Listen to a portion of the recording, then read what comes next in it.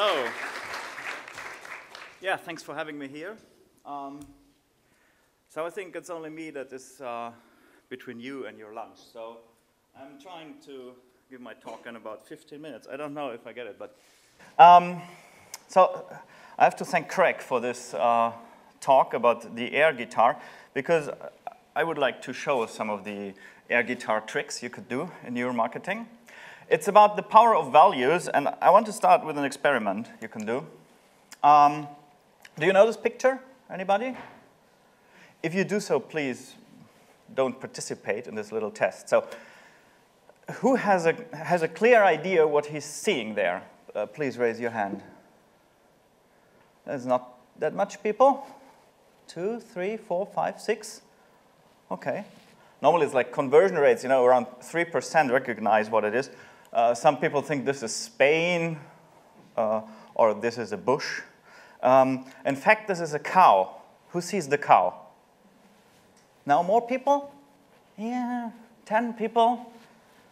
Still 90% don't get it. This is the eye. This is the nose. Huh? Having an idea where the cow is? Who sees the cow now? Come on. Yeah, nearly half of you. So, do I have to do something with the clicker? Here's the cow. So, here's the cow. Who dares to say that he still doesn't see the cow? Okay.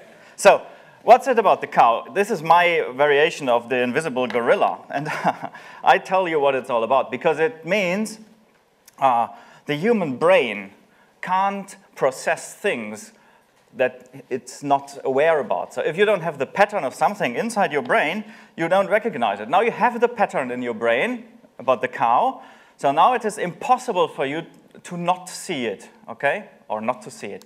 So if I remove it, you still see the cow. Yeah? So sorry, this part of your life where you don't see the cow is destroyed now. And that's what I want to talk about, because there are a lot of things that you don't see about the things you optimize. And this is a big problem, okay? People don't know what they don't know, okay? So that's what I want to talk about. Around 12 years ago, we had to optimize this website. And it's a big travel website in Germany. People asked us to do a usability test. And they said, this is so complicated, so please invite some elderly people and stupid people and all the other ones that can't use the internet and do a usability test, okay? So we invited 20 people, and all of the 20 people had no problem booking a travel on this website. So client was kind of disappointed, you know. We found some minor problems, but, you know, they had just 1% conversion rate, and the result of our test, our usability test, couldn't explain this.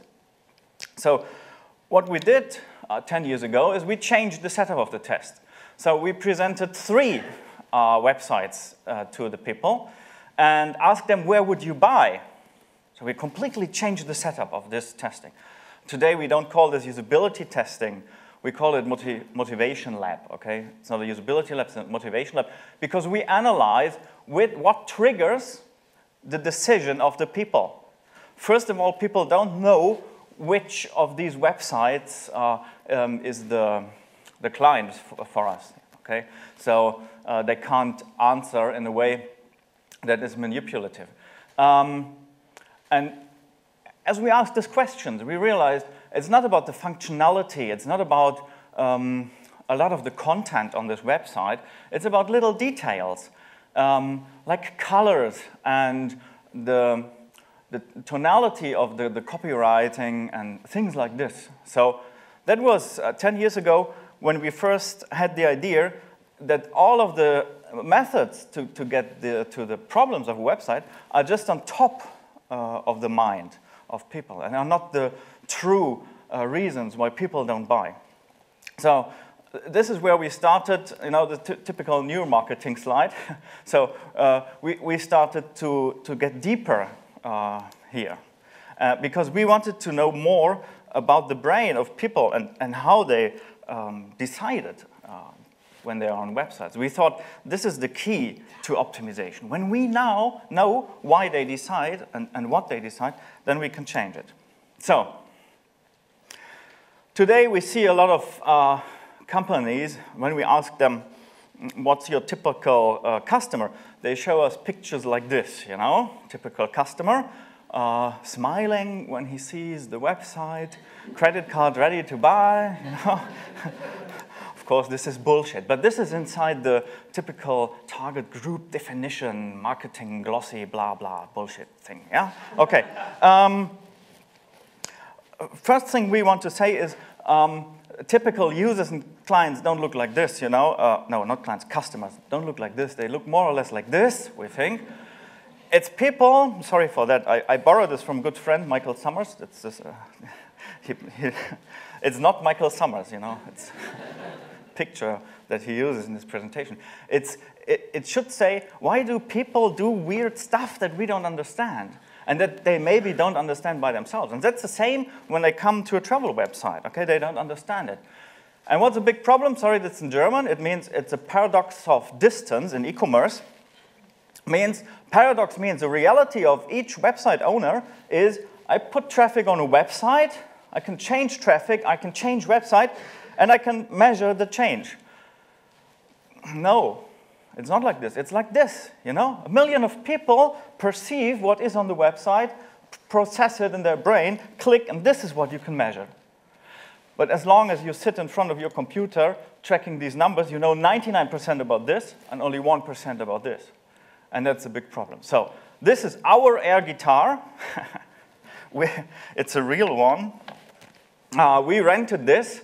This is a picture of an fMRI scanner we rented to analyze what happens when we put around 20 people inside this tube and see what happens when they are shopping, okay?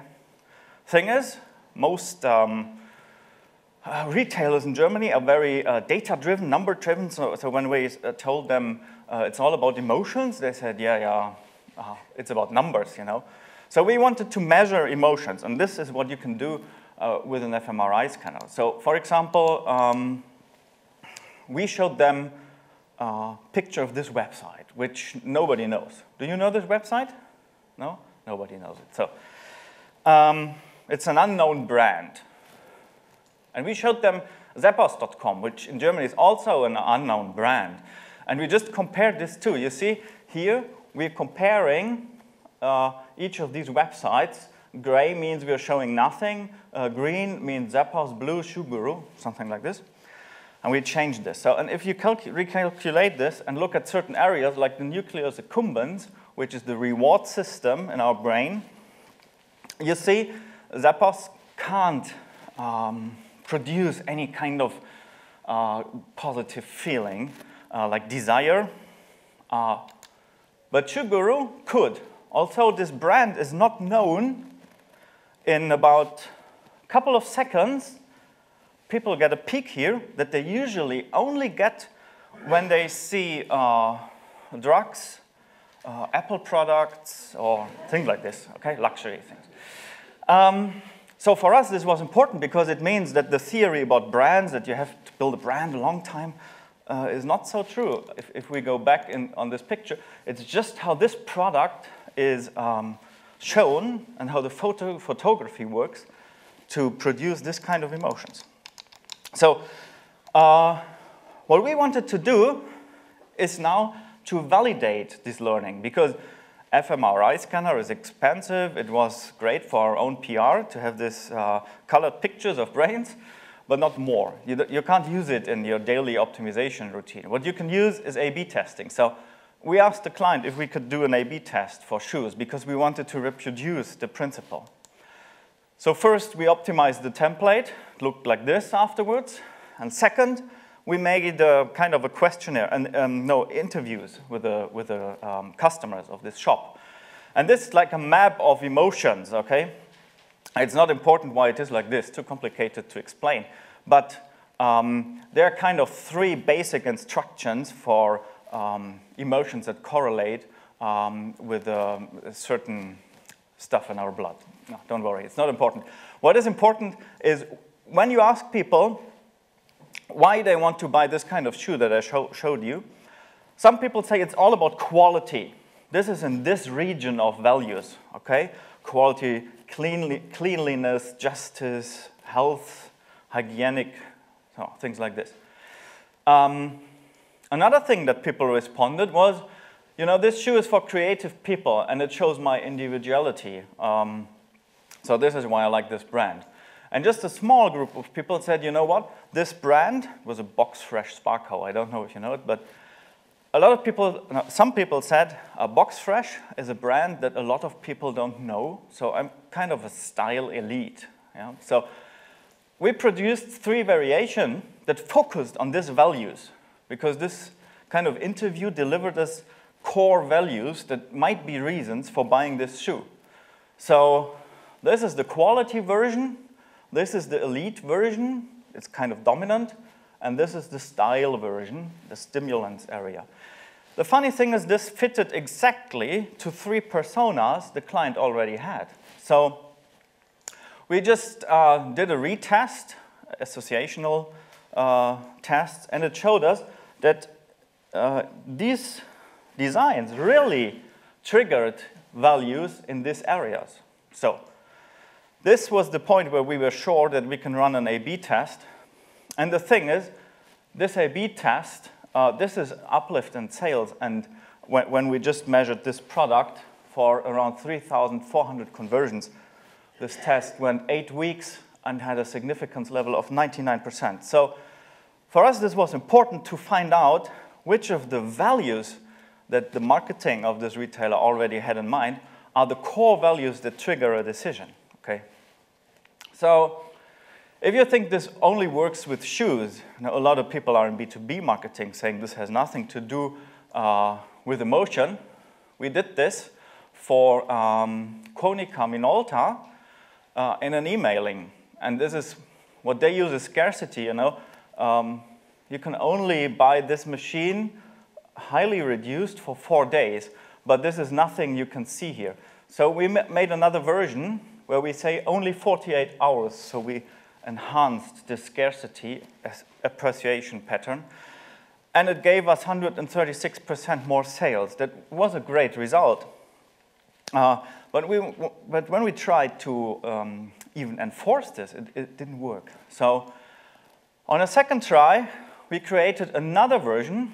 It was especially for clients in Austria, and we targeted it on a certain value, saying thank you. So this is about relation. When you remember this emotional lab, it would be below left.